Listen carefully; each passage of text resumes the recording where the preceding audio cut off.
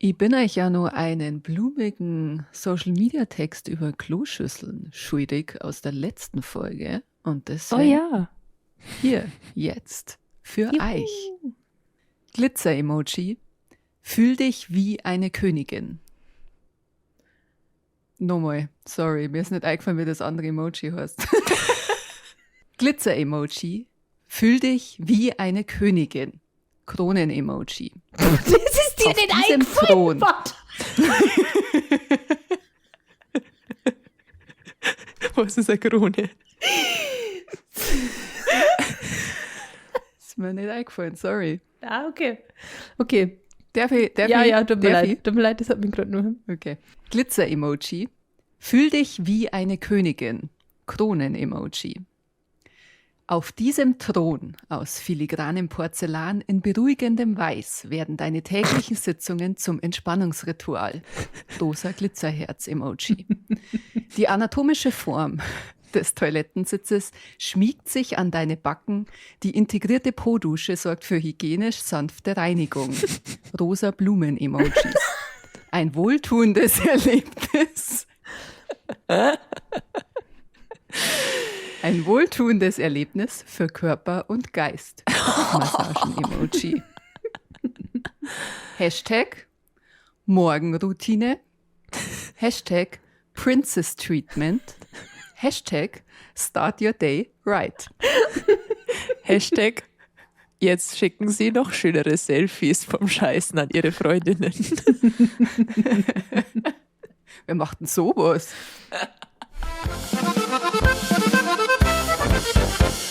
Wellensittich Stammtisch. Wellensittich Stammtisch. Wellensittich Stammtisch. Wellensittich Stammtisch. Wellensittich Stammtisch. Und damit herzlich willkommen, liebe Wellensittiche, zu Folge 19 vom Wellensittich-Stammtisch. Schön, dass ihr wieder mit dabei seid. Schön, dass du Zahlen nicht lesen kannst. Das haben wir noch nicht bei Folge 19. Nein, das ist ein Sechser. Das ist andersrum. Das ist das andere. Jetzt hätte ich bald mein Bier über Tastatur gespielt. Naja, Folge 19, Folge 16, einerlei. Schön, dass nicht nur die Wellensittiche wieder da sind, schön, dass auch ihr da seid, denn ich nehme hier gerade auf mit meinen beiden Freundinnen, Veronika Servus, Ibims. und Anna. Na, wie wäre. Und ich bin der Räder, falls jemand, also Nur weil ihr gefragt habt. nur weil ihr gefragt habt. Und es ist mal wieder an der Zeit, Danke zum Sagen. Danke für eure ganzen lieben Nachrichten und Kommentare, die uns in der letzten Woche und generell in der vergangenen Zeit erreicht haben. Ihr seid einfach die Besten. Na, ihr seid die Besten. Na, also. Na, ihr. Auf. Also. Au. Und einen Kommentar möchte ich vorlesen, den wir auf Spotify gekriegt haben. Und zwar hat da einer von unseren treuesten Wellensittiche gestimmt. Nachdem eine Woche so lang ist, höre ich die Folge einfach noch einmal an. Und es ist trotzdem lustig und geil. Weiter so. Und da darf ich sagen, das ist auch unser Tipp der Woche an alle da draußen. Hört unsere Folgen doch einfach doppelt. Wie war's? Dann habt ihr ja quasi 2 Folgen pro Woche. Das ist ja schon cool. Ja. Ja. So müsst ihr es sagen. Sehr gut. Ja, wir haben auch noch anderweitiges Feedback gekriegt. Diese Woche ist nämlich passiert, dass Dres und ich gemeinsam aus Versehen YouTube angezündet haben. Dres, weißt du das schon?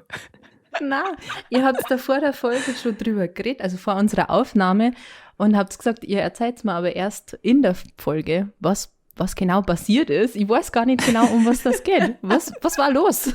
Was habe ich gemacht? Du hast einen Brandbeschleuniger gelegt. Red mal wieder. Weil Scheiße.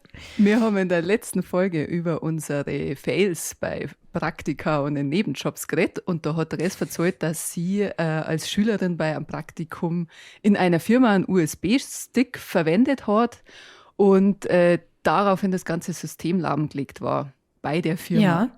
Und aus dieser Geschichte habe ich einen Clip für Social Media geschnitten und habe den auf unseren Kanälen hochgeladen. Und auf YouTube, wo wir jetzt normalerweise nicht so viel Reichweite haben, ist dieses Video aber in einer bestimmten Bubble steil gegangen, und zwar in der IT-Bubble.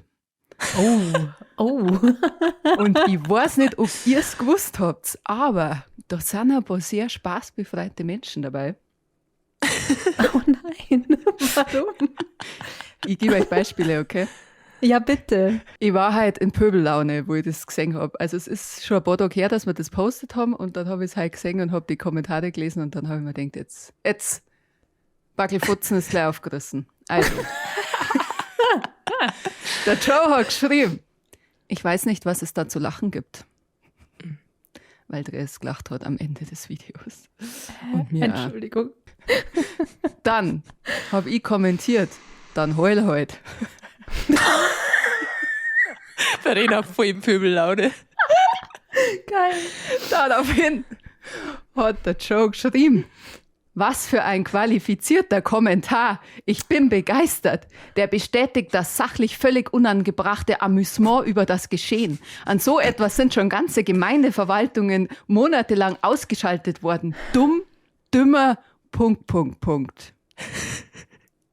Joe, warum so hysterisch? Hast du schlecht geschlafen heute Nacht? Was ist denn los? Man muss jetzt aber auch erwähnen, dass Verena, glaube ich, gepöbelt hat, weil, also das, was ich mitgekriegt habe, war das mindestens schon der 5. Kommentar, der geschrieben hat, das ist nicht lustig. Ja. Ja, es ist über 15 Jahre her, es war ein Schülerpraktikum, die Leute haben ihr gesagt, sie soll hier einen USB-Stick einstecken, haben ihr keinen gegeben. Ja, mei, sind sie selber schuld. Dass das blöd ist, klar. Ja, es kam auch noch ein paar mit, ich glaube, kein Wort. Oder Quelle, Doppelpunkt, Paulanergarten. Das finde ich auch mal so wild. Das habe ich bei mir auch gelesen, bei 2 Wahrheiten, eine Lüge. Da hat auch irgendeiner geschrieben, so von wegen, er bezweifelt ja, dass irgendwas davon überhaupt stimmt. Wo ich mir immer denke, so, wie langweilig muss denn dein Leben sein, dass du nicht glauben kannst, dass was im echten Leben passiert. Also machst du nichts. Ja. Und ich fühle mich dann auch immer ein bisschen beleidigt, weil ich mir denke, naja, wir sind ja alles 3 Texterinnen. Meinst du nicht, dass uns was Geileres einfallen darf, wenn wir uns wirklich was ausdenken? Ja. Also, das frage ich mich halt auch, wenn ich mir eine Geschichte ausdenke, dann darf ich mir nicht doch, also, ich weiß jetzt nicht, ob das der Brüller ist, den ich mir ausdenke, aber okay. Ja, und ich denke mir immer so, wie sehr muss man selber verlogene Scheiße verzeihen, dass man, weil man schließt ja immer von sich auf andere, dass man dann so denkt, dass jemand anders das macht, um im Internet Aufmerksamkeit zu kriegen. Hallo, dann darf ich meinen Busen zeigen. Ja, war einfacher für die Aufmerksamkeit. Das war der schnellere Weg. Aber halt der mit der Bezahlschranke, das ist halt das Ding. Ja, es waren auf alle Fälle noch mehr dabei mit. Was gibt's da zu lachen? Hätte das Ende für das Unternehmen bedeuten können, also auch die Angestellten. Hast du so weit überhaupt mal gedacht? Also, ich weiß nicht, wie weit ihr in eure Schülerpraktika gedacht habt, aber ich habe da von 12 bis Mittag gedacht und gehofft, dass ich bald wieder heimgehen kann. Mir war nicht klar, dass das Ende der Firma bedeutet. Naja, dann müsst ihr mir halt sagen, dass ich keinen USB-Stick einstecken darf, den ich von daheim mitbringe. Ja, also, das waren ja jetzt auch lauter Zipfen, die sich das überhaupt nicht gescheit angeschaut haben, weil du sagst das ja, dass das Schülerpraktikum ist und dass du den Stick selber mitbringen sollen hast. Also, halt dein Maul, bitte, halt dein Maul. Ja, ich habe ein paar Leute noch gefragt, warum sie so emotional sind. Ja, Männer. so sind es leider. Schade eigentlich. Ja, ich finde, das ist ein gutes Beispiel für die dunkelrote Bierampel. Also, dass man Social Media dann auch nicht, also dass man Social Media so brutal ernst nimmt, wenn dann sowas kommt. So. Und ich denke, oh Gott, mein Gott. Also man kann ja da wirklich in allem was Schlechtes finden oder irgendwie das zu spaßbefreit sein. Das ist echt brutal. Ja. Die wollen einfach offensichtlich vom schlimmsten Fall ausgehen, weil jetzt spinnen wir das Thema mal weiter und sagen, okay, das war das Ende für die Firma, dann erzähl das doch nicht so. Ja. Ich erzähle das doch als lustige Geschichte, weil kein Schaden entstanden ist, Ja. außer dass die eher ein System fixen müssen haben die Woche lang. Sonst ist nicht. Natürlich ist das scheiße für eine Firma, okay, aber es war kein größerer Schaden. Beruhigt euch bitte alle. Es ist, ja. Ei. Und ich denke mir dann auch mal so, ja, was ist mal die Konsequenz daraus? Also so, darf man dann nichts mehr verzeihen? Man darf man gar nichts mehr sagen. Na, aber wisst ihr, was ich meine? So, wenn wir unsere Praktikums- oder Jobfails erzählen, ja, es ist auch ein Schaden für ein Kaffee, wenn da überall Salz drin ist statt Zucker, aber es passiert halt. Also, Ja. mein Gott, echt. Aber nicht im vierstelligen Bereich und es ist nicht das Ende des Kaffees. Ja. Monatelang. Das weißt du nicht, wie lange die noch Salz gefunden haben in einer Zuckerstraße. Ja, gut, das stimmt. Wo die Verena nur überall Salz rein tun hat bei dir. Also, liebe Wellensittiche, falls ITler unter euch sind, schreibt uns gern. Beweist uns das Gegenteil, dass ihr witzige, coole, entspannte Leute seid. Ich kenne auch coole, entspannte ITler, also ich darf jetzt auch nicht über Voll. einen Kamm scheren. Naja, Schulfreundin von mir, die arbeitet inzwischen in einer Softwarefirma und die hat gesagt, sie hat ihren Humor da verloren zwischen den Männern. Boah, das fand ich krass. Das ist echt heftig. Harte Und Aussage. diese Kommentare zeigen mir das irgendwie. Ja, voll. Naja, deswegen rührt es echt gern, liebe ITler. Auf jeden Fall. Aber das, wir müssen auch sagen, einer hat auch geschrieben, ja, beruhigt euch, wir wissen, dass das weht oder einem ITler-Herz, aber sowas kann passieren in einem Ja, das Praktikum stimmt. so ungefähr. Ja. Also bist du auch schon von jemandem verteidigt worden, Reza. Ja. Gott sei Dank. Danke. Mein Retter. Ja. Es war Carina mit einem Fake-Account. Ja, ich gebe es zu. Ja. Mein Gott. Ja, einer hat auch geschrieben, das ist also geil, wie dann manche Typen immer so in so einer Vaterrolle dann erkennen. Nichts daraus gelernt. Ja, stimmt, ich renne immer noch rum und habe immer einen USB-Stick dabei und stecke den überall an, wo ich kann. Ja, wer frei von Fehlern ist, wer für den ersten USB-Stick, jetzt beruhigen wir uns alle mal wieder. So. Da wär jetzt noch weitergehen, da werden wir die ITler werden wir verlieren, jetzt nach der Folge. Ja. Ich möchte nur sagen, dass ich es brutal finde. Das wahre Wellensittiche ja wissen, dass der Resbert der sympathischste von uns ist. So, ich meine, das sagen sie ja ständig. Ja, Aber im Internet, bei den Clips anscheinend, da regst du die Leute richtig auf. Weil Ja. der Formel-1-Clip, da wo du den Witz gemacht hast, mit das ist nur Autofahren, oder so, was für mich eigentlich ein offensichtlicher Witz war, aber für solche spaßbefreiten Leute halt wieder nicht. Da sind sie auch wieder sehr emotional geworden, die Männer. Ja. Bis heute kommen da noch böse Kommentare unter Ja. diesem Clip, dass ich ja keine Ahnung habe, dass ich mich doch einmal in so ein Auto setzen soll. Ja, ist doch gut. Ach Gott. Ja, na, man muss alles sehr, sehr ernst nehmen, das ist ganz, ganz wichtig. Ja. Wir sind ja auch ein Wissenschaftspodcast und wir wollen ja auch ernst genommen werden. Von dem her danke, dass ihr uns Ja. ernst nehmt. Das dazu. Aber es gab ein Feedback im Real Life. Und zwar am Samstag. Danke an die Wellensittiche, die tatsächlich zu meinem Auftritt gekommen sind in Salzburg. Da hatte ich eine Après-Ski-Party in der Stiegelbrauwelt. Und das war einfach nur super. Also es war so eine gute Stimmung, es war so lustig. Und ich habe mich voll gefreut, weil es waren ein paar weibliche Wellensittiche in der ersten Reihe, die richtig Gas gegeben haben. Die haben richtig schön meine Songs mitbrüllt und waren gut Geil. drauf. War saulustig mit euch. Und ein Wellensittich, der hat mich auch besonders gefreut. Ein männlicher. Der war schon anscheinend seit Simi beim Saufen. Und wir haben uns getroffen, ich glaube so um 1:30 oder so in Barnähe, weil ich mich dann noch unter das Partyvolk gemischt habe. Und er hat mir einen Satz gesagt und ich habe ihn nicht verstanden. Und es hat 20 Anläufe bestimmt gedauert und ich habe mir einfach gedacht, wieso gibt er nicht auf? Was ist mit dem Menschen? Ich habe auch nicht gewusst, wer er ist, was er will. Er hat mir einfach immer wieder was gesagt und ich habe es ums Verrecken nicht verstanden. Und irgendwann habe ich anscheinend dann hier als ITlerin, die ich bin, sei besoffene Sprache richtig kodiert. Dekodiert. Dekodiert, meine ich doch. Und dann habe ich verstanden, dass er gesagt hat, dass unser Podcast der lustigste überhaupt ist. Und das war ja so lieb. Also ich habe irgendwie mit was komplett anderem gerechnet und dass dann das kam. Und dann ist er mir noch weiter, beziehungsweise uns in den Darm gekrochen und es war einfach nur herrlich. Also ich habe mich total gefreut. Richtig lieb. Liebe Grüße an die. Bussi. Liebe Grüße, Bussi. unbekannterweise. Ein bisschen wenig Bargeld, aber sehr viel Komplimente. Hat mich echt gefreut.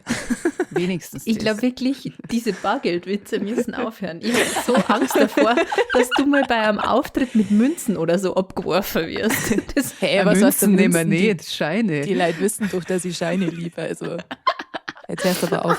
Mir wurde tatsächlich schon mal so ein 50er entgegengestreckt vor einem älteren Typen bei einem Auftritt. Okay. Der hat das anscheinend bei jedem Künstler gemacht. Und ich habe es natürlich nicht genommen, weil ich es einfach nur hart unangenehm gefunden habe. Ja. Bitte macht das nicht. Ui. Oder vielleicht schon. Ach ja, auf jeden Fall freuen wir uns sehr, wenn wir Wellensittiche in freier Wildbahn treffen. Von dem her red's uns da gern an. Ich habe letztes Mal in einem Supermarkt getroffen, auch Grüße an die. Hat mich auch total nett angeredet und hat sich für die Lacher beim Wellensittich-Stammtisch bedankt, während ich gerade beim Waschmittel oder so stand. Also danke dafür, ist echt lieb.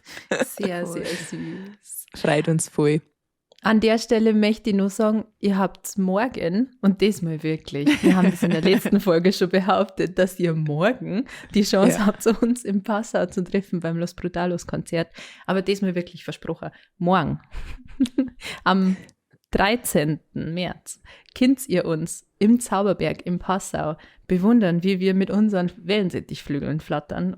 Oder auch nicht. Ihr könnt auf jeden Fall vorbeikommen, wir freuen uns sehr. Ich glaube, es gibt noch ein paar Karten, ihr müsst aber schnell sein. Und es hat uns auf jeden Fall sehr gefreut, ein paar von euch da auch zum Treffen. Und nochmal sorry für die Verwirrung, wir haben eine sehr nervöse Nachricht gekriegt. So, Ja. Gott, ich habe euer voll gekehrt. Es ist schon erst nächste Woche, oder? Ich habe da Karten. Sorry dafür. Ja, was ich aber dazu sagen möchte, als kleiner Servicehinweis, das ist mir nämlich letzten Samstag auch schon aufgefallen und das ist überhaupt nicht schlimm. Ich wollte euch das nur mal sagen, dass das so ein bisschen der Künstlerkodex ist, dass ich ungern Fotos mache, während jemand anders gerade eine Show hat. Ich stand nämlich bei Matti seinem Auftritt, also der hat ja einen Auftritt gehabt, mein Duettpartner, der Matti Valentino. Da stand ich schon daneben und da haben schon ein paar mich hergewunken und wollten Fotos machen, aber ich mache nicht gern Fotos oder die meisten Künstler machen nicht gern Fotos, während jemand anders gerade auftritt, weil das irgendwie respektlos ist, weil ich meine, der Künstler steht gerade auf der Bühne und sieht das ja dann auch von der Bühne aus, dass da gerade sich ein Weg dran, um Fotos mit wem anders zu machen. Das ist uncool. Deswegen unter dem Los Brutalos Konzert da bitte einfach nur tanzen, singen, abgehen und saufen mit uns. Davor und danach stehen wir gern für Gespräche zur Verfügung. Ja, dann kann das Bargeld zugesteckt werden. Genau. Da habe ich dann auch einen Goldbeutel dabei. Das ist so bodenlos, echt. Ja.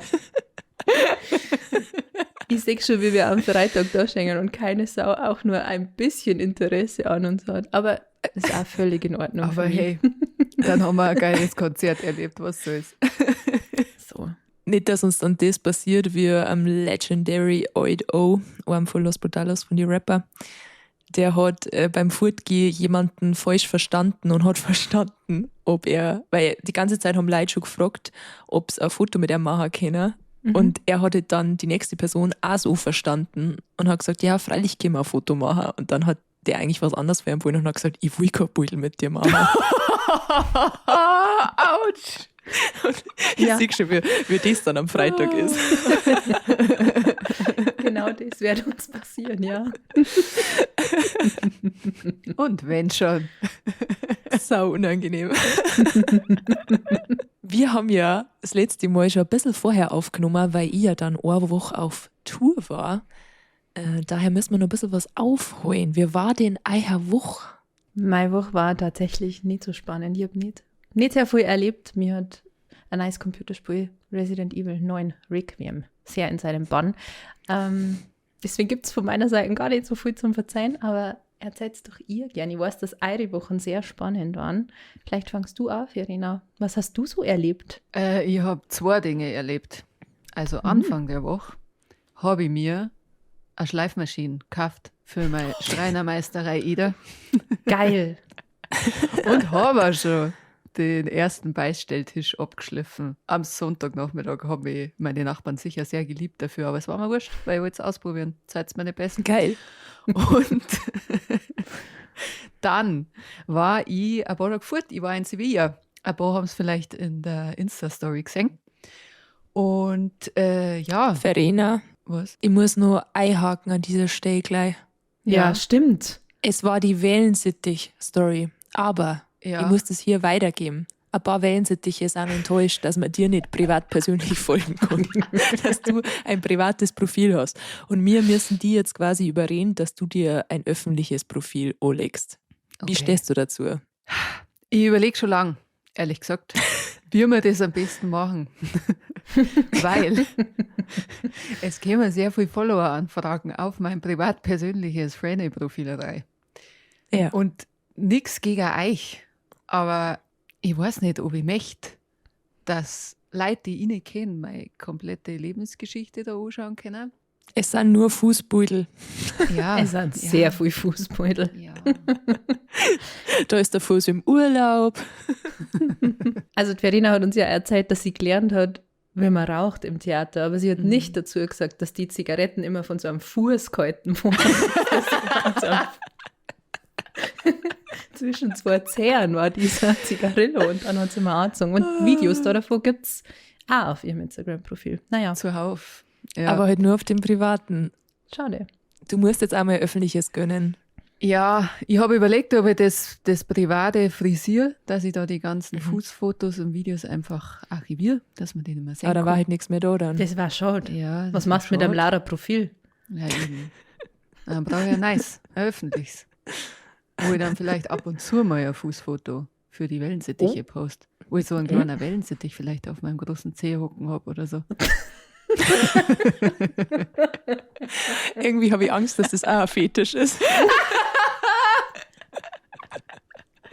Ja, es gibt nichts, was es nicht gibt wahrscheinlich. Ja, okay, Leute. Ja. Ich mach's. Wenn diese Folge draußen ist, am Donnerstag um Mitternacht, dann könnt ihr mir folgen auf Instagram unter Ich liebe sehr. Wellensittich_Frini. Nein, Da, das akzeptieren wir nicht. da. Ich möchte mein Nein. Bio schreiben, dass ich ein Wildpferd bin. Nein, wir wollen, dass du Wildpferd in deinen Namen hast. Wellensittich Wildpferd. Na, ich glaube, man findet die besser unter Wellensittich_Vreni. Aber das Wildpferd muss irgendwo auftauchen. Es Ich muss möchte, dass in meiner Bio steht, Podcast Wellensittich Stammtisch, und dann möchte ich, dass drunter steht Wildpferd und so. Das möchte ich. Okay, aber ja, okay. Okay. Ich bin zu dem Kompromiss bereit, dass du die Wellensittich_Vreni nennst, aber dass dann dein Name, also so wie man dann auch sieht, wie du die Story anschaust, Wellensittich Wildpferd ist. Ah, okay. Ja, gut. Gut. Also Passt. der Nickname ist Wellensittich Vreni und der Name ist der Wellensittich Wildpferd. Ja, folgt Okay. bitte alle mal der Vreni. Das war uns Okay. wichtig. So machen wir es. Es war mir auch sehr wichtig. Schön, dass wir das geklärt haben, ja. On air haben wir das geklärt. Nur für Perfekt. euch, liebe Wellensittiche. Perfekt. Wie war es in Sevilla? Verzeiht, Entschuldigung, jetzt habe ich die sowas von unterbrochen. Stimmt, ja. Aber das war mal ein Anliegen. Ja, es war wunderschön in Sevilla. Es ist wirklich eine wunderschöne Stadt. Man kann alles zu Fuß machen. Wenn man in der Altstadt irgendwo eine Unterkunft hat, geht man überall bloß 10 Minuten hin. Es sind total enge Gasserl. Es ist so, ja, sehr südländisch halt einfach. Aber auch irgendwie so ein bisschen orientalisch angehaucht. Also da gibt es lauter Türmchen und so blau-goldene Dachal und so. Also von der Architektur her ist da sehr viel orientalischer Einfluss mit dabei. Und das ist wirklich richtig, richtig schön. Außerdem ist ein Borzen neben der anderen. Jede ist voll, zu jeder Tages- und Nachtzeit. Könnt ihr euch vorstellen, dass ich das erste Mal Sangria getrunken habe? Na, Ich habe das Was? nie probiert. Nein. Aber ich finde es Und? geil. Wie hat es geschmeckt? Saugeil. Ich habe den Mega ganzen Tag geil. Sangria gesoffen. Das war schön. Sangria und Bier hat es gegeben. Ich war mit meiner Mama unterwegs. Mama hat immer Bier getrunken und ich bin irgendwann auf Sangria umgestiegen. geil. Einen weißen oder einen roten? Und Roden. Mhm. Da haben wir uns dann schon, da gab es gar keinen anderen. Ich habe gar nicht gewusst, dass ein Weißer existiert. Mhm. Den hat doch Therese mal auf Malle getrunken, hätte ich gemeint. Echt? Ah, okay. Mhm. Ja, da Den das hat sehr schlecht vertragen. Das stimmt überhaupt nicht. weil es da so zuwider geworden ist. Na, Zwiderworm bin ich auf irgendwas mit Kirsch. Na, ja, da war es nicht wieder. Das war da, wo wir dann mit dem Tim Toupé essen waren. Ah, Und ich Therese gefilmt habe, weil ich ein Video machen wollte und sie einfach nur irgendwie so gesagt hat, ich kann nicht. Ich bin so besoffen. okay. Das hat mich sehr gefreut. Okay, das habe ich ausgeblendet. Ja, aber geiles Getränk, kann man machen. Ja, ich konnte es leider nicht mehr machen, weil es gab einen Vorfall, als ich 16 war. Da habe ich nämlich als Feinschmeckerin, wie ich bin, einen Sangria aus dem Tetrapack gesoffen Mhm. und habe mich dementsprechend übergeben. Und wenn ich das rieche, dann, ja, es geht nicht. Verstehe. Boah. Ja, aber Anja, wie war deine Tourwoche und was hast du da getrunken? Ich möchte erst nur wissen, ob du unsere Hand mitgebracht hast. Oh, na, Vreni hat uns nämlich im Gruppenchat irgendwann so ein random Foto geschickt, wo lauter so wie so Marionettenhände drauf waren. Also ein kompletter Stand in irgendeinem Markt voller Hände. Und dann hat es geschrieben, falls wer eine Hand braucht. Das hat uns sehr gefreut. waren in sehr vielen unterschiedlichen Größen, Formen, Farben. Ah, es waren auch Ja, 2x4 Es waren auch dabei. Viers dabei. Ja. Ja. Stimmt, aber nicht so viel. Ja, die hat Verena gekauft, deswegen hat sie gesagt, Ja, für mein Profil. Für ja, mein ja. Profil habe ich gekauft. Na, Klar. für ihr Profil, wisst ihr es eh. Naja. Fußprofil. Ja, schön. Also hast du nichts mitgebracht, oder was? Nein, ihr habt ja nichts bestellt. Ich habe ja gefragt, ob wer was braucht und ihr habt gesagt, Ich ihr habe wollt geschrieben, ich nichts. hätte übrigens immer noch gern Hände, aber Ach so. Naja, musst du Ah, wissen. okay. Ah, sorry. Ja, die Anja wolltest du Viers, Anja? Ich habe gesagt, dass ich schon lange nach so Beinen gesucht Ah habe. ja, ja, genau. Ja, die hätte es auch noch in einer anderen Größe gegeben, die nicht auf dem Boden war. ja gut. Bitte post mir das Foto nur in Wellensittich Stammtischgruppen. Ja, das können Vielleicht wir kann uns dann auch machen. irgendjemand, der da mehr bewandert ist, erzählen, warum er sich das kauft, ob das irgendwas Religiöses ist oder keine Ahnung, was interessiert uns wirklich. Aber Anja, hast du uns was mitgebracht? wenn Verena mir schon keine Hände mitbringt, was hast du mir Schönes mitgebracht? Ich bin mir nicht sicher, ob ich eine Erkältung mitgebracht habe, weil ich war auf einem Schiff und da waren sehr, sehr, sehr, sehr, sehr, sehr, sehr viele Familien mit kleinen Kindern und ihr wisst es Kinder sind Seuchenschleudern. Leider. Ich habe so ein bisschen das Gefühl, dass meine Nasen zu wird, aber ich gebe mein Bestes, damit ich am Freitag am Start bin. Auf jeden Fall. Ich habe vielleicht auch noch ein paar Milben mitgebracht, weil, also Danke. ich mache es nach der Reihe. Oh Gott, die Milben waren nicht auf der AIDA, nicht hier. Ich möchte nicht die Hand beißen, die mich gefüttert hat, Besser ist. sondern ich fange von vorne an. Für mich ging es den Samstag davor quasi, also nicht letzten, sondern den davor, nach Düsseldorf. Da habe ich nämlich auf einer Après-Ski-Party gespielt, also waren lauter Malle-Künstler da. Und das war im Schlagercafé. Und das Schlagercafé ist wie das Hardrock-Café, nur für Schlager. Und das ist also ich möchte nicht sagen, eine der geilsten, weil das ist, glaube ich, die geilste Location, die ich jemals gesehen habe. Also Cool. mein Auftritt war in der Halle, die schaut jetzt normal aus, aber dieses Café dazu, das ist so geil, das schaut so cool aus. Also unbezahlte Werbung an dieser Stelle, falls ihr jemals in Düsseldorf seid, geht's da rein, ob ihr Schlager mögt oder nicht. Das ist richtig, richtig cool, denn das schaut so cool aus. Und da waren lauter Junge und lauter alte Leute, haben einfach alle zusammen gefeiert, da haben so alte Leute Disco-Fox drin tanzt und so. So eine gute Stimmung, also es hat mir richtig, richtig gut gefallen und richtig schick allein, also echt cool. Das war sehr schön. Und dann sind wir aber nach dem Auftritt direkt weitergefahren nach Frankfurt, weil am nächsten Tag in der Früh haben wir schon am Flughafen in Minga sein müssen. Deswegen sind wir quasi in der Nacht noch gefahren, um in Frankfurt 3 Stunden zu pennen. Und da war das Milbenbett. Oh.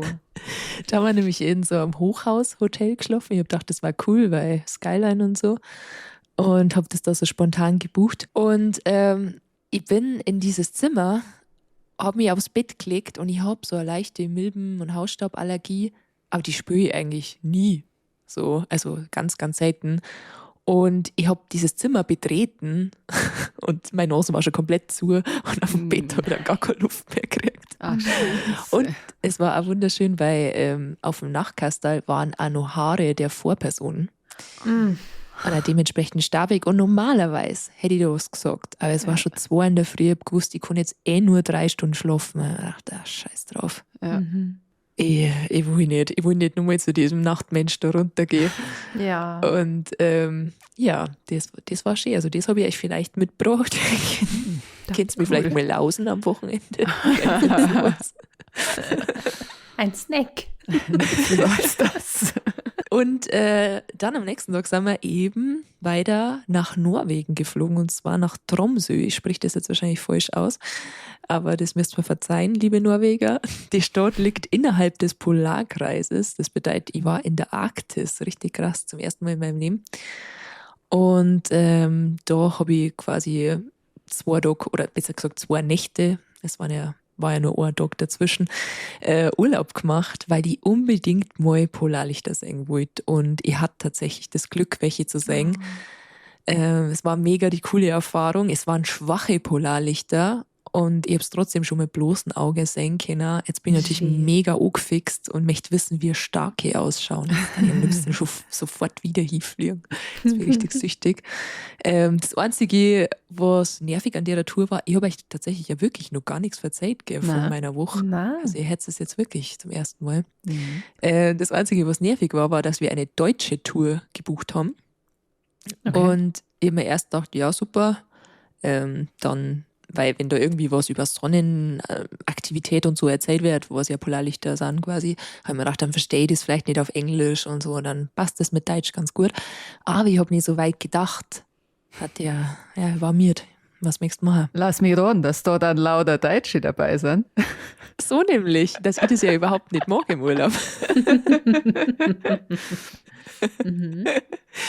Und dann, wirklich, wir waren an so einem schönen Ort, das war so, ja, in die Berg drin und da war so ein See mit so riesen Eisplatten, wie man es halt so kennt, so aus die, ja, das Nord- und Südpol-Videos, so, keine Ahnung. Ja. Also so richtig fette Eisplatten und so, es war echt cool. Und dann habe ich schon nach 2 Minuten an Werner, einen Menschen aus Wien, also ich glaube es zumindest, dass er aus Wien war, vom Dialekt her, schimpfen gehört. Na klar. Der hat sich beschwert, weil er hat seine Kamera irgendwo aufgestellt und aber halt sehr weit weg vom Ufer, und es sind halt trotzdem nur Leute drauf vorbeigegangen, weil sie halt wahrscheinlich gar nicht gesehen haben, dass der da hinten seine Kamera hat. Und dann, ja, das mag ich auch sehr gern, wenn da Leute dann da durchgehen, wenn man da. Aber ich muss schon sagen, so, ich bin so ein Mensch, der gern seine Fresse hält in der Natur und einfach nur genießt. Und wenn dann schon einer so eine schlechte Stimmung verbreitet an so einem schönen Ort, ich war gleich auf 180, echt. Ich habe mir ja so sehr Polarlichter gewünscht, aber ich habe mir dann auch ebenso sehr gewünscht, dass den einfach ein bisschen hinlässt. Also nicht, dass er sich weh tut, aber wenn er hingeflogen war, schon mental ein bisschen Es hätte da nichts ausgemacht. fokussiert, ja. Ja, das hätte mich schon ein bisschen gefreut, muss ich sagen.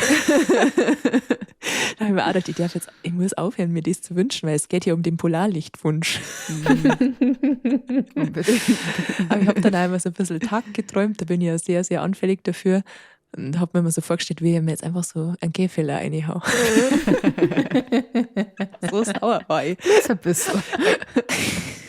Ich mag das einfach nicht, dass Menschen ständig meckern und so. Vor allem wegen so Kleinigkeiten, mein Gott. Ja, verstehe. Erst der Ton macht die Musik. Aber habe ich daraus gelernt, buche ich ja keine deutsche Tour mehr. Bestimmt nicht. Ach ja. Und dann ging es am nächsten Tag weiter nach Bergen. Da sind wir nämlich dann auf die AI dazu gestiegen, weil ich da einen Auftritt hatte. Und ich hatte an dem Tag, wo wir zugestiegen sind, dann auch noch ein Interview. Von dem habe ich irgendwie vorher nichts erfahren. War jetzt nicht schlimm oder so. Ihr wisst es wie gern ich Interviews führe. Sehr, sehr schwierig für mich. Und dann habe ich da spontan ein Interview gehabt. Es gibt nämlich da so ein Theater bei der AIDA, wo es so über 4 Decks irgendwie geht. So ein bisschen rundlich angelegt. Und das ist dann wie eine Fernsehshow. Also wärst dann auch wirklich gefilmt und stehst dann auch hinter so einer Wand, die dann so auffährt, wenn du dann rausgehst und so. Also schon sehr, sehr professionell. Und was habe ich natürlich gemacht? Ich habe einen Schluck von meinem Wasser genommen, als ich geguckt bin und habe mich gleich komplett angeschüttet. Na. Also ich gedacht, ja, grüß euch, schön, dass ich da bin. Ja, das war sehr toll. Na, war an sich trotzdem schön. Und am nächsten Tag hatte ich dann Off-Day. Das heißt, da habe ich dann mal ein bisschen rumschnurten können in der Stadt, die wir da angeschaut haben, wo wir da gehalten haben. Und den Tag drauf hatte ich dann meinen Auftritt, war dann vor sämtliche Leute aus Norddeutschland, was jetzt nicht unbedingt meine Fanbase ist, aber es waren auch 3 Bayern da und die waren Gott sei Dank meine Fans, das war schön. Na, aber auch die anderen waren sehr lieb. Auf so Schiffen ist immer eine gute Stimmung und auch die Leute, die da arbeiten, sind immer sehr lieb. Also war sehr schön. Und dann bin ich am Freitag heimgeflogen von Oslo aus auf Nacht und am nächsten Tag ging es dann weiter nach Salzburg und da sind wir schon wieder hier. Haben wir den Kreis wieder geschlossen zum Anfang der Folge. Es war auch sehr, sehr, sehr schön. Jetzt wisst ihr Bescheid. Als Partysängerin ist man sehr viel unterwegs manchmal, aber ich finde das sehr, sehr schön. Ich mag das. Klingt ja richtig cool. Ja, danke. Ich hoffe, ihr seid nicht eingeschlafen dabei. Nein, gar nicht.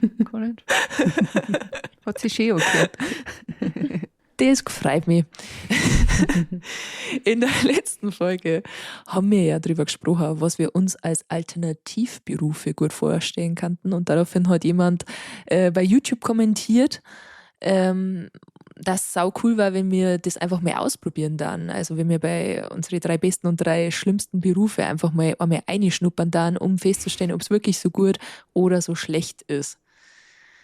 Ja, ich weiß jetzt nicht, ob wir das dann im Podcast so geil verzeihen könnten. Also ich weiß nicht, ob wir da dann eher auf Video umsteigen müssten. Also falls nur Leute darauf Bock haben, dann kommentiert das doch mal, ob wir da mal was ausprobieren sollen davon und natürlich was.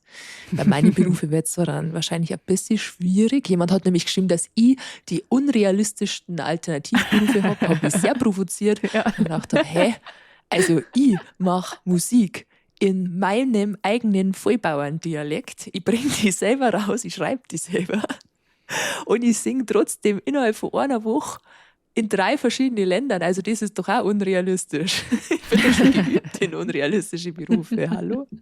Naja. Ihr müsst ja wissen, dass Anja von uns diejenige ist, die immer groß denkt. Ich bin immer diejenige, die auf Brems steigt. Und ich bin... Und Dress.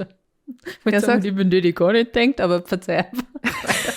Laut die YouTube-Kommentare von die ITler bist du das, ja. Ja, Sie haben recht. Nichts gelernt. Also, und Dress ist die gar nicht denkt. Und was wollte ich jetzt sagen? Keine Ahnung. Aber Hauptsache das nochmal wiederholt.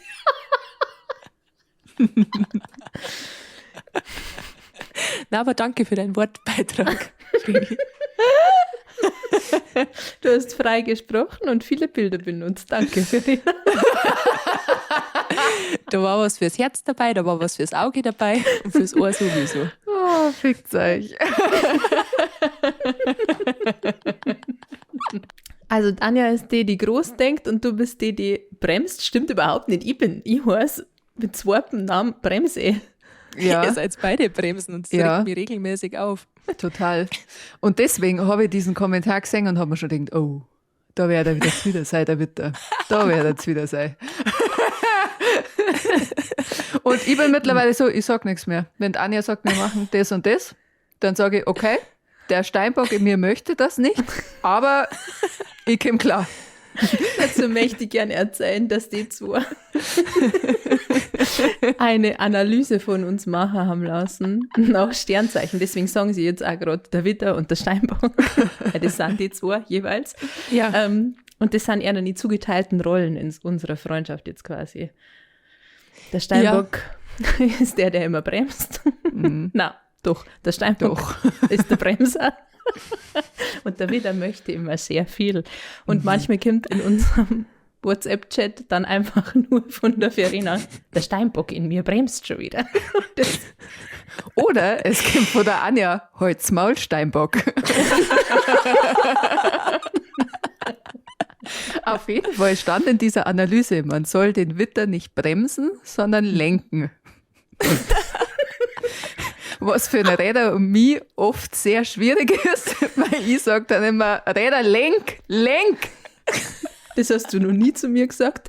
Doch, und dann hast du gesagt, ich finde das Lenkradl nicht. Ach so, daran erinnere ich mich nicht.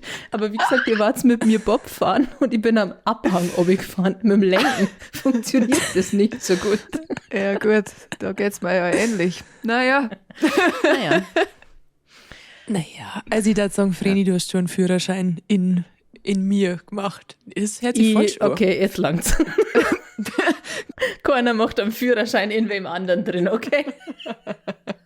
Stopp, vielleicht hat Verena aber gemacht in mir innen drin. Was? Das könnt ihr privat zu zweit machen, da wo ich nichts damit zu tun habe. Aber das, liebe Wellensittiche, das sagt ihr der Verena im öffentlichen Account demnächst. Na Schmarrn, das sagt ihr bei der Bezahlschranke. Ja, schön, dass wir darüber jetzt geredet haben. Ich möchte auch nochmal hier erwähnen, dass mir Sternzeichen sonst eigentlich immer scheißegal waren. Ich weiß nicht mehr, wie ich da drauf gekommen bin, aber ich bin da gerade mit einer anderen Person beieinander geguckt und die hat ihre Freundschaften analysiert durch so eine KI-Analyse mit Sternzeichen und dann habe ich halt auch Spaß gesagt, ja, gib mal meine Besties und mich ein. Und die Beschreibung, die da rauskam, war halt leider sehr akkurat. Deswegen weiß ich jetzt nicht mehr so genau, wie Sternzeichen so sehr hinterfragt wie davor. Die war gruselig treffend auf Das jeden war Fall. wirklich gruselig. Wurscht, also. Ich bin irgendwie sauer, dass ich da überhaupt nicht drin vorkomme. Wenn ihr, also ihr habt die Analyse schon mit mir gemacht, Ja. aber wenn ihr da jetzt kommst da drüber schon drin redet, vor. ja, aber wenn ihr da jetzt drüber redet, da geht es nie um mich, da ist immer nur Da stand drin, dass du immer uns neue Perspektiven aufzeigst.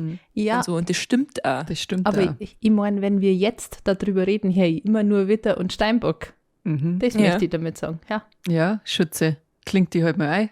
Ich möchte, dass das aufhört. Ich will nicht, dass wir uns mit den Sternzeichen anreden. Das ist so eine Minuten vor, ich hole mir jetzt eine Holzperlkette und trage die. Das hast du mir für das Jahr sowieso schon prophezeit. Also, Dass du eine Holzkette ja, und dass ich nur noch so weite Ja. Leinenkleider trage und keine BHs. ist okay.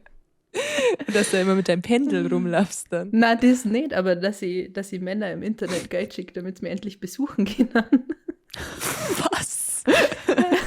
Der Typ, der mir auf Instagram geschrieben hat, Ja. dass ich die schönste Frau auf der Welt bin. Da hast du Da hat er gesagt, recht. da hast du gesagt, ich muss, erstens hat er nicht gesagt, ich bin die schönste Frau auf der Welt, sondern er hat gesagt, ich bin eine der schönsten Frauen. Das soll er zurücknehmen. Und bist dann die hast du schönste gesagt, ich schreibe ein bisschen zu viel mit dem und ich bin eins vor Holzketten und Leinenkleidern. Ach so, ja. Ja, ich bin ja große Gut bei Deutschland Enthusiastin. Und da gibt es halt oft mal so Folgen drüber, dass halt irgendeine Inge halt sich dann in irgendeinen Jamal verliebt und die dann sagt, dass alle anderen liegen, wenn die sagen, dass der Jamal sie nicht wirklich liebt. Dass der Jamal gar nicht existiert. Dass der Jamal nicht existiert, nur dazu, ja.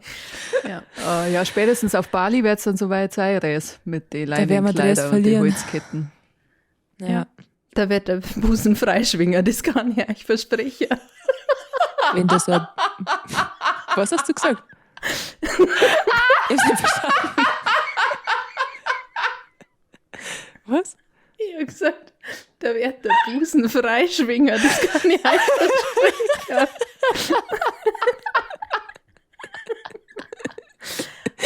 Ja. Ja. Da wird mit dem Busen gependelt. Da braucht man kein Pendel.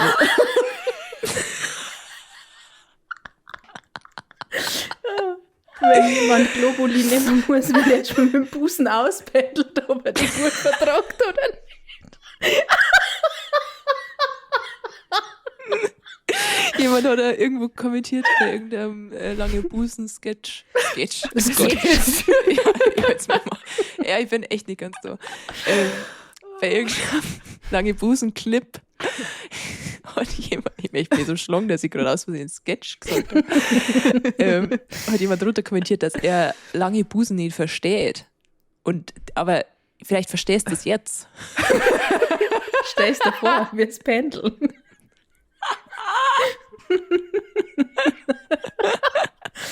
Oh. In der Wand. Ja.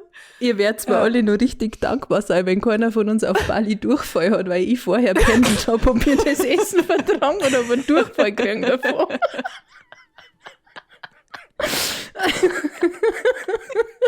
Ja, das ist meine Traumvorstellung, ehrlich gesagt. Ich habe nicht gedacht, dass ich mich noch mehr auf den Urlaub freuen kann, aber du hast es geschafft. Ja. Oh Gott, der den erklärt wirklich schon mal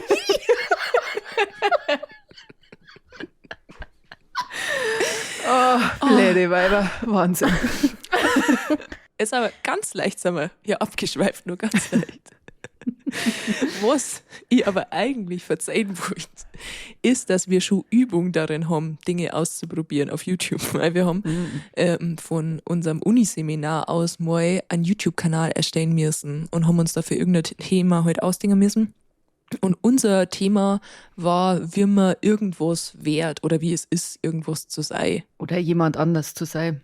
Genau, und dann haben wir ausprobiert, wie es ist, eine Quidditch-Spielerin zu sein. Ja, an der Universität Passau gibt es tatsächlich eine Quidditch-Mannschaft. Shoutout, sehr, sehr witzig gewesen. Haben wir mitgespielt, Voll. beziehungsweise eine von uns. Ich habe ausprobiert, wie es ist, eine Meerjungfrau zu sein. Auch das gibt es in Passau, als Meerjungfrauen schwimmen. Das war sehr, sehr schön. Daraufhin wurde ich übrigens von lauter Zwölfjährigen im Internet fertig gemacht. Also das war vor meiner Musikkarriere. Das heißt, ich bin schon vorbereitet worden auf den Hate. Ja. Danke an die ganzen Zwölfjährigen. Weil anscheinend war ich nicht die richtige Meerjungfrau. Leider. Vreni hat ausprobiert, wie es ist, wenn man ja Teil der Gothic-Kultur ist. Kann man das so nennen? Ja. Und Dres hat mein Lieblingsding ausprobiert. Dres war nämlich eine Geisterjägerin. Dres, magst du erzählen, wie das war? Ja, ich möchte vor allem verzeihen, dass wir seitdem sehr gern einmal so eine Geisterjagd nochmal machen werden. Und zwar waren wir wirklich auf einem alten Schloss, auch im Passauer Umland, und sind da mitgenommen worden von 2 Geisterjäger. Und auf der Fahrt dahin und auch in der Vorbereitung war es so, hihi, haha, Geisterjagen. Aber so richtig dran geglaubt haben wir nicht. Und als wir dann dort waren, ja, weiß ich nicht. Also haben wir uns schon ein bisschen in die Hosen geschissen. Also Ja. das Erste, was passiert ist, was so richtig seltsam war, dass die Akkus von unseren Kameras, die wir vorher natürlich vorbildlich und in weiser Voraussicht vollgeladen haben, einfach leer waren. Wir sind in diesem Raum angekommen, wo wir das erste Interview mit dem einer Geisterjäger filmen wollten, stellen unsere Kamera auf, machen alles ready, Akku leer. Und unser Mikro ging auch nicht mehr. Ja. Ja, stimmt. Es war schlagartig alles leer. Nichts mehr gegangen. Für alle, die das nicht wissen, es gibt diese Theorie, dass Geister quasi von Energie zehren und dass das, also die Geisterjäger haben uns das dann auch erzählt, dass wir uns ja gar nicht da brauchen. Für die war das so, ja, natürlich ist euer Akku leer. Also für die war das so, das passiert hier dauernd, dass Leute mit Ja. Equipment ankommen und das ist einfach leer. Und es ist ja normalerweise so, dass zum Beispiel in Kälte wirklich Akkus schnell leer werden. Aber also wir waren noch in einem kalten Raum, Ja. aber da waren wir noch nicht in einem kalten Raum. Das war ein ganz normaler Raum. Ja. Ja. Das war echt gruselig und es war ein Sommertag. Es war ein Nachmittag, deswegen haben wir erst recht nicht gedacht, dass das gruselig wird. Ja. Aber wenn dir dann die ganze Zeit so Legenden erzählt werden oder was angeblich bei den Geisterjagden davor passiert ist, dass da mal Leute berichten, dass sie angelangt werden und so, das manipuliert die so, dass du dann so feinfühlig bist und so und schreckhaft. Es war echt schlimm, Ja. wir haben uns so in die Hosen geschissen. Ja. Und am allermeisten in die Hosen geschissen habe ich mir dann, weil, also ich war die das quasi ausprobieren müssen hat. Das heißt, ich war die vor der Kamera und die auch so, ja, verschiedene Sachen einfach austestet hat. Und dazu hat auch gehört, sie allein mit der Kamera, die ich selber rangehalten habe, in den Eiskeller dieser Burg einsperren zu lassen. Da war es stockfinster drin und die anderen sind alle rausgegangen und ich habe da, ich weiß nicht mehr wie lang, 2 Minuten, 3 Minuten drin bleiben müssen. Und es war gruselig. Es war einfach scheiße gruselig. Boah, ich hatte da so Respekt vor dir, weil da war es wirklich schon so weit, dass man schon so richtig in die Hosen geschissen hat. Ja, und dann habe ich ja. mir gedacht, oh Gott, jetzt lassen wir die da zurück, Hilfe. Die wird Ja. gleich vor dem Geist angelangt. Ja, und davor, da war sie, glaube ich, nur dabei, haben wir auch irgendwo stehen sehen oder so. Ich erinnere mich nicht mehr ganz genau. Wir müssen in das Video nochmal reinschauen. Aber wir haben auch, oder ich habe auch irgendwas gesehen und danach habe ich noch allein in diesem Eiskeller bleiben müssen. Also es war echt, ja, ich bin nicht angelangt worden, es ist alles okay. Aber es war richtig gruselig. Und seitdem träumen wir 3 eigentlich davor, dass wir das irgendwann nochmal wirklich machen wollen, nachts. Und Ja, ja, so eine richtige das steht Tour. ganz fest auf unserer Liste. Ja. Da scheißen wir uns aber dann komplett ein wahrscheinlich. Ja. Höchstwahrscheinlich. Ja, vielleicht das als Wellensittich-Gemeinschaftsevent. Ja, Gemeinschaftliches in die Hosen scheißen. genau. Das passt zu uns. Und ja, falls ihr die YouTube-Videos sehen wollt noch, könnt ihr euch mal ganz schön hier. Ein Scheißdreck werden mir die wieder online stellen. Die bleiben stehen unter Verschluss. Ja, also da muss mehr kommen aus Bargeld. Aber wir waren auch sehr stolz, weil unser Kanal lief tatsächlich auch aus Versehen am besten, aber nur Ja. wegen die ganzen Hater-Kinder. Das stimmt. Ich glaube, deswegen hat, glaube ich, mehr Aufrufe gehabt, das Video, als mein erstes Musikvideo so gut ging. Das war echt Ja, deprimierend. das war krass. Naja, meine Lieben, dann würde ich sagen, kommen wir jetzt zu unserer beliebten Kategorie. Die 3 Besten, die 3 Schlimmsten. Die 3 Besten, die 3 Schlimmsten. Oh nein, leck mich fett in die Fressen geschissen. So, und wir haben jetzt so viel über Berufe geredet, die letzten Folgen auch, dass ich mir gedacht habe, es muss einfach einmal wieder um das Wesentliche gehen. Jetzt müssen wir wieder seriös werden. Ja, weil es kann ja nicht sein, dass wir da ständig auch in der Kritik so stehen, dass hier nur lächerliche Sachen kommen. Deswegen sagt's mir doch jetzt mal bitte, die 3 Besten versus die 3 schlimmsten Shots, die ihr euch am Wochenende einstellt. Res, fang doch gern an. So gern. Ich fange mit den 3 Schlimmsten an. Auf Platz 3 ist für mich kleiner Feigling. Geht nicht. Generell jede Art von Feigen, Schnaps, Klopfer mit Feige, bin ich raus. Bin ich leider raus. Auf Platz 2 ist der Willi. Kann ich Echt, nicht oder? schätzen. Außer er ist von Schokolade umhüllt. Dann können wir noch mal drüber reden. Aber sonst in einem Shotglas oder in einem Klopfer oder so bin ich raus, möchte ich auch nicht in meinem Mund innen drin haben. Genauso wie meinen Platz 1. Treue Wellensittiche wissen schon, der rustige Nagel und ich, wir sind keine Freunde und wir werden es in dem Leben auch nicht mehr. Ich glaube echt, wenn ihr mich irgendwann einmal irgendwo seht und ich trinke einen rostigen Nagel, Irgendwo ist ein Spinnradl. irgendwo ist ein Spinnradl, ja, dann brauche ich sehr dringend Hilfe. Es ist ein Hilfeschrei. Bitte ruft irgendwen an, ich muss abgeholt werden. Okay. Wir müssen vielleicht nur kurz erklären, was da drin ist. Also da ist sehr viel Tabasco drin und, glaube ich, jeden Schnaps, den es gerade finden kann.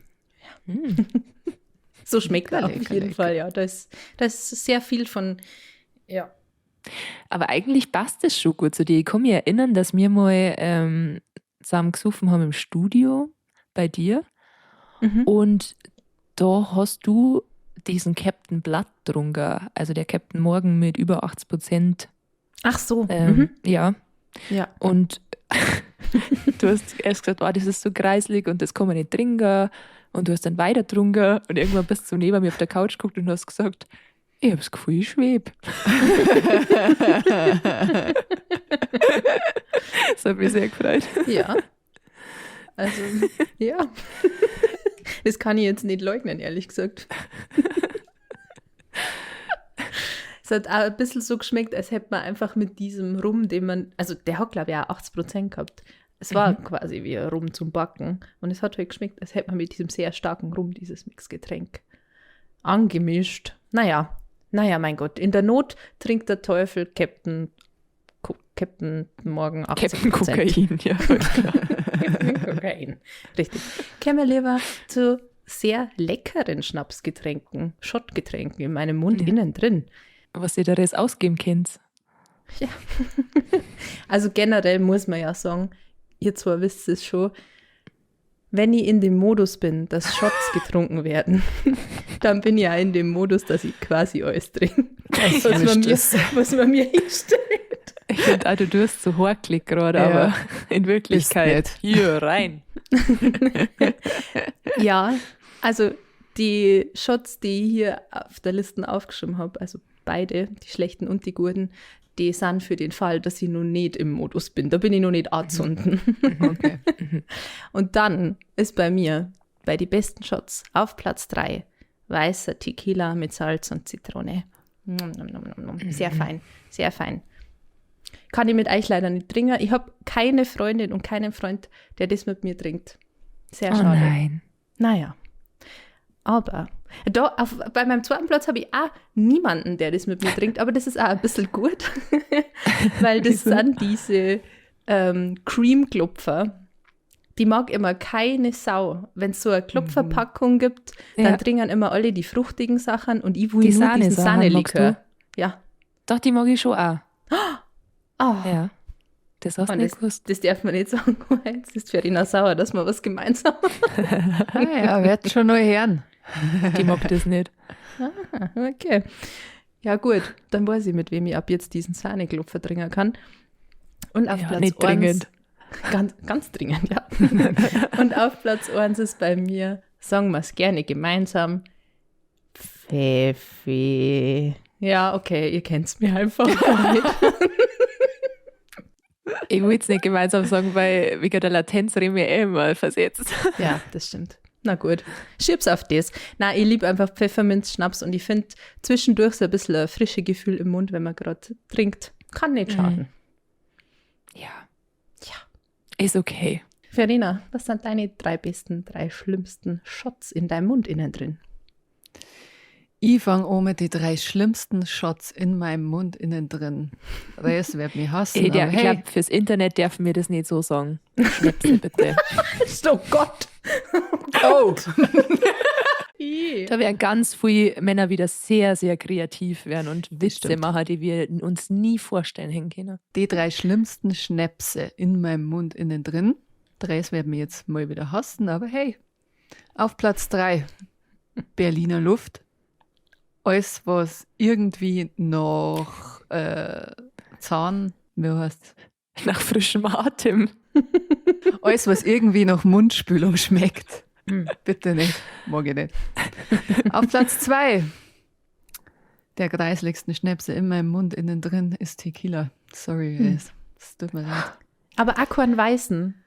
Na, Okay. also wenn dann nur eher ein brauner, aber weh. Na, Ach, na, jetzt. genau das gleiche Gespräch haben wir schon mal geführt. Ich erinnere mich an den doppelten Schmerz. Ja. Auf Platz 1 der schlimmsten Schnapsgeschmäcker in meinem Mund innen drin. Erinnert ihr euch an diesen Marillenschnaps auf der Duld in Passau? Das war ja wohl mal das Widerlichste, was ich jemals gesoffen habe. Wir haben uns gedacht, wir trinken einen Bärwurz und dann haben wir uns gedacht, wir bestellen uns noch einen Marillenschnaps dazu und trinken erst den Bärwurz, weil wir damit gerechnet haben, dass der richtig eklig ist und dann trinken wir den Marillenschnaps, weil der geht bestimmt. Was war? Wir haben erst den Bärwurz getrunken, was sehr, sehr schade war, weil der Marillenschnaps, das war wirklich das Widerlichste jemals in meinem Mund innen drin. Sorry, Marillenschnaps auf der Passauer Duld. Ja, du kannst scheißen gehen. Dann kommen wir zu den 3 besten Schnapsgeschmäckern in meinem Mund innen drin. Auf Platz 3 Ficken. Geht immer. Lauft aber. Verena. Punkt. Einfach nur dieser Social Media Clip. Was sagst du Alter. dazu, ITler? Geschichten aus dem Paulanergarten. Ja, sowas gibt es nicht. Sowas passiert nicht im echten Leben. Was gibt's da zu lachen? hat umso emotionaleres. Naja. Okay. Ja, okay. Der Fickenlikör geht immer. Echt, oder? Ja, sicher. Auf Platz 2 der besten Schnapsgeschmäcker in meinem Mund innen drin ist Himbeerlikör. Selber gemacht? Gab es mal von der Schnapsbrennerei aus meinem Ort, gibt es leider nicht mehr, worüber ich sehr, sehr traurig bin. Also falls das irgendjemand von da hört, könnt ihr den bitte wieder einbrauen. Das war mein Theatergetränk schlechthin, immer. Oh. Gemein. Ja, maßlos gemein. Und auf Platz 1 der besten Schnäpse in meinem Mund innen drin, werd's jetzt lachen, aber es ist ein Toffifee-Sahnelikör aus dem Schokobecher. Das ist geil. Geil. Boah, aus diese Schokobecher. Ja, geil. Ich habe, glaube ich, noch nie was aus einem Schokobecher getrunken. Alter, Wie Anja, hast du bis hierhin gelebt? voll. Also vielleicht ist irgendwann mal passiert und ich weiß einfach nicht mehr, das kann sein. Dann war das schon zu einer späten Stunde, aber Dann war es ein guter Rausch. Ach, das ist deliziös. Das ist geil, ja. ist das nicht auch so ein bisschen so ein Ding, was man eher so macht, wenn man Ü50 ist? Was auch nicht schlimm ist, aber Du meinst, dass man dann auch ein Eierlikör nicht... ja. Na, Also das ist gar nicht wertend gemeint, sondern eher aus Interesse. Ich habe noch nie Gleichaltrige gesehen, die gesagt haben, so jetzt trinken wir alle aus diesem Schokobecher ein Eierlikör. Echt, wir haben das immer gemacht. Echt? Ja. ja, bei uns Ja. passiert das im Theater und da bin ich tatsächlich die zweitjüngste. Naja, schade, dass ihr mir keinen Schokobecher anbietet. Das ist wirklich schade. Das nächste Mal. Naja, wisst ihr, wann es mir sagt. Genau. Anja, was sind deine besten und schlimmsten Schnäpse in deinem Mund innen drin? Auf Platz 3 der schlimmsten Schnäpse in meinem Mund innen drin. Jetzt bricht ich das Herz von meinem Papa, ist Fernet.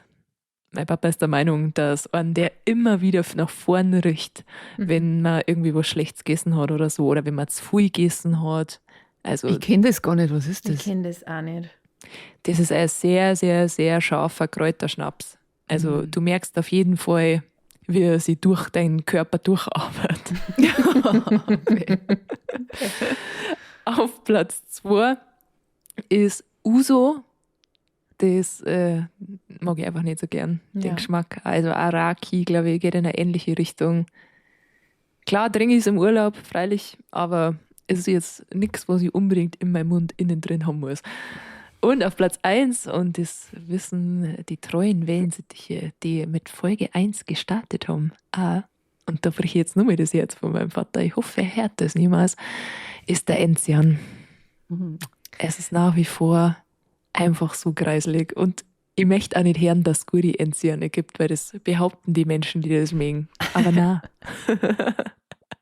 Und Res, du musst den jetzt endlich mal probieren, den nehme ich mit morgen. Geil. Ich wollte gerade sagen, obwohl wir schon in Folge Folge 16 sind, habe ich immer noch keinen Enzian probiert, obwohl Ja. wir uns schon mehrmals gesehen haben. Das ist Oh, krass. ich hoffe, ich vergiss nicht. Ich hoffe, du nehm vergisst einen mit nicht. für die. Und dann machen wir dann machen wir eine Story für die Wellensittiche. Also checkt Ja. die mal am Freitag aus. Oder am Samstag, je nachdem. Dann kommen wir zu die 3 besten Schnapsgeschmäcker in meinem Mund innen drin. Und zwar auf Platz 3 ist bei mir Francelico. Ich mag gern Haselnusslikör. Haselnuss-Schnaps finde ich ein bisschen brutal, aber so ein Likör, der geht ganz gut. Unbezahlte Werbung hier natürlich leider an dieser Stelle. Auf Platz 2 ist der Baileys, also ihr merkt es schon, ich mag auch Sahne-Likör, aber ich mag einen Baileys auf Eis. Also es ist nicht einfach nur so ein warmer, der gibt mir jetzt nicht so viel. Aber im Schokobecher, Anja, Ja, aber da ist kein Eiswürfel drin. Aber gut, dann, wenn er vorher im Gefrierschrank war, dann akzeptiere ich es. Also ich möchte bitte dann am Freitag einen Schokobecher endlich hier kredenzt Jetzt kriegen reg für mich euch. nicht auf, ich habe mir das hier schon aufgeschrieben. Hier steht schon Schokobecher für Anja auf meinem Aber was, das liebe ich. Aber was muss dann die andere. Die andere. Was muss Die dann andere. Vreni probieren am Freitag? Ja, da schippt mir einen Pfeffi ins Maul, ob es mag oder nicht. Damit es endlich nicht mehr so aus der Futzen steht. Kennt ihr nur das Video, wo der Typ von der Bank fällt, weil er sagt, boah, Mann, da hast du Mumfei.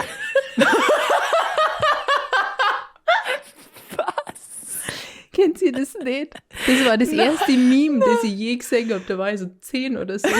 Da begegnen sich zwei Typen auf dem Fußballplatz und einer sitzt jetzt so auf der Tribüne und der andere unten und der eine redet halt mit ihm und dann sagt der andere, boah, Mann, da hast du Mundfei. Mundfei. Ja, Mundfäule. Mundfäule. Mundgeruch. Geil. Das habe ich noch nie gehört. Aber wisst ihr, was ich auch sehr gern mag? Den Begriff Mauldampf. Mauldampf. Das Ich habe kenne nur noch nie gehört. Maulade. Ja, aber ist der allgemein oder sagen das nur Los Brutalos? Und deswegen Was, kennen wir Maulade? das. Ja, Ich hätte jetzt nicht gewusst, dass ich das von Los Brutalos habe. Ich habe das in meinem ich habe ganzen das Leben schon noch von nie Los gehört. Brutalos. Echt? Habe ich noch nie gehört. Keine Ahnung. Ja, sie sagen das halt, weil das Schlimmste, was gibt, so ungefähr Hitler Der ist, Ade deswegen ist. Maulade. Es ist dumm. Ach so. Ja, wisst mal wieder Bescheid. Ist ja ein Wissenschaftspodcast. Aber auf Platz 1, und das habe ich noch nicht gesagt, und das ist auch sehr, sehr unbezahlte Werbung, aber ich mache diese Werbung sehr gern, weil mich dieses Getränk wirklich überrascht hat. Also ich muss zugeben, vom Namen her und auch so wie es ausschaut, habe ich gedacht, das schmeckt einfach nur nach Gülle. Also das ist einfach so, es schaut aus wie Gülle, dass das einfach nur so ein ekliger Kräuterschnaps ist. Aber das war wirklich der schmackhafteste Likör, den ich seit langem in meinem Mund innen drin gehabt habe. Und das ist der Sickersaft. Gibt es in Baden-Württemberg oder stammt aus Baden-Württemberg. Und, Das ist der Sickersaft. den habe ich, ja, ich habe euch schon die Werbung davon gesagt. Du darfst nicht so reden, weil Grüße. sonst fange ich wieder an zum Schwäbeln und dann wirst du wieder sauer für ihn. Ja, voll. Weißt du das nicht kannst? Grüße gehen raus an den Sickersaft und an die Werbung gemacht haben. Das ist sehr, sehr unterhaltsam. Übrigens auch Wellensittich. Also vom Sickersaft, weiß ich nicht, ob das ein Wellensittich ist, aber der Alex, der die Werbung mit ihm gemacht hat, auf jeden Fall. Liebe Grüße. Alex. Ja, das schmeckt irgendwie so nach so Apfel-Zimt auf eine gute Art. Also Okay. nicht die Apfelart, die ihr nicht mag, wie ihr aus der letzten Folge oder vorletzten wisst, sondern auf die mich glücklich macht. Wer für euch Ja. das jetzt weiterhilft. Ja, Den danke. darf ich dann gern probieren morgen. Ja, ich hab Haben wir leider einen. keine Probe. Ich weiß nicht, ob es den in Bayern gibt, aber wir werden es rausfinden. Wir werden es rausfinden. Ja, gut, das war schön. Dann können wir jetzt noch, weil wir schon wieder so lang gelabert haben, ganz schnell zum Wellensittich der Woche. Piep, piep, piep. Ach, leg mir doch an meiner Kloake. Ihr fragt euch sicherlich schon, die ganze Folge lang, wer wird heut der Wellensittich der Woche? Bin's ich, kann ich endlich meine Eltern stolz machen. Ich hoffe, ihr seid aufgeregt. Und zwar, der heutige Wellensittich der Woche, der wartet schon sehr, sehr lang auf diesen Titel. Er will diesen Titel unbedingt. Und Marcel, lass dir gesagt haben, du bist schon in unser Herz geslidet mit der allerersten DM, die du damals am 12. Februar um 8:09 Uhr an uns geschrieben hast. Haben wir uns ja tätowiert. Das Datum haben wir uns alle tätowiert, ja. Und natürlich warst du auf der Liste schon die ganze Zeit. Der Marcel liked und kommentiert alles auf Insta und auf TikTok. Sehr aktiv, schreibt regelmäßig DMs, küsst unsere Schnäbel Er schreibt auch Spotify-Kommentare. Das und liebe er ich auch schreibt sehr. auch Spotify-Kommentare, stimmt, ja. Er ist ja Tausendsasser, also ja, so kennt man ja. Er ist ja auf alle Kanäle unterwegs. Und deswegen, Marcel, ist es verdient. Verdient. Wir haben gewusst, du wärst das mal werden. Und jetzt bist das endlich. Natürlich. Marcel. Und weißt mit was du mich gekriegt hast? Mit deinem letzten Kommentar, wo du geschrieben hast, dass du ja glaubst, dass ChatGPT von der Vreni klaut. Da habe ich mir gedacht, jetzt hat er den Pokal verdient. Weil ihr müsst wissen, wir sind nicht nur der lustigste Podcast auf der Welt. Wir sind ja alle sehr bestechlich. Das heißt, wenn ihr Wellensittich der Woche werden wollt, wisst ihr jetzt, was zum Tor ist. Genau. Also Marcel, rühr die gern auf einem dieser zig Kanäle, wo du uns verfolgst und schick uns gern deine Adresse zu und dann schicken wir dir als Wellensittichbrieferl der Woche zu. Herzlichen Und hey, jetzt hör nicht Glückwunsch. auf damit. Genau, wehe, Das fühlen wir uns benutzt. wehe. Und es ist auch nicht so, dass man diesen Wellensittich der Woche-Titel nicht wieder aberkannt kriegen kann. Ja. Gell? Wir haben da kein Problem damit, hier öffentlich in unserem Podcast zum Sagen. Übrigens, der Wellensittich der Woche von vor 3 Wochen, Der ist der ist nimmer. Der hat sich nie wieder gerührt. Ja, na, so ist Dem das haben wir nicht, seinen gell? Titel wieder weggenommen. Also davor schrecken wir Ja. nicht zurück. Ja, also weitermachen, bitte. Wenn ihr euch jetzt denkt, dieses Risiko gehe ich ein. Ich bin bereit, mein Leben lang Kommentare zu schreiben für diesen Podcast auf allen Plattformen. Dann findet ihr uns auf Instagram, auf TikTok, auf YouTube und auf Spotify und auf Apple Podcasts könnt ihr uns auch noch Kommentare und Bewertungen schreiben. Wir heißen da überall Wellensittich Stammtisch und wir freuen uns nicht nur über Kommentare und Privatnachrichten und anscheinend auch Bargeld, sondern auch über 5-Sterne-Bewertungen auf der Streaming-Plattform eurer Wahl.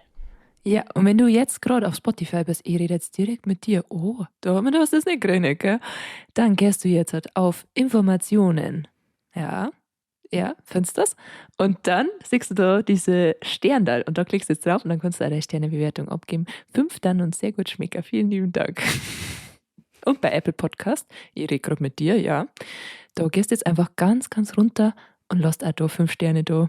Dankeschön. Vielen lieben Dank euch alle. Damit hätten wir es wieder, liebe Freunde. Es war uns ein seelisches Freibier und wir hören uns nächsten Donnerstag in euren Ohren innen drin. Bis dahin, Servus. Servus. Macht es gut.